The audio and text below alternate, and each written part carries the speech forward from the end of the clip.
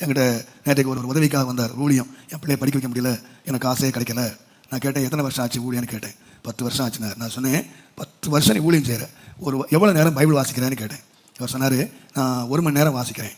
அப்போ நான் சொன்னேன், 1 மணி நேரம் நீ பைபிள் வாசித்தேன்னா 3 மாதத்தில் பைபிளை முடிக்கலாம், இல்லைன்னா 4 மாதத்தில் முடிச்சிடலாம்.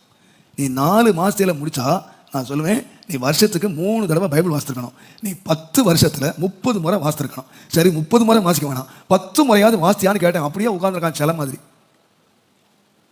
என்ன சொல்கிறாங்க? ஃபுல் டைம் மினிஸ்ட்ரியா? ஃபுல் டைம் மினிஸ்ட்ரினா முழு நேரம் என்ன பண்ணுறேன்? எதை வாசிக்காமல்? பைபிளே வாசிக்க மாட்டேன். எப்போ வாசிப்பான்?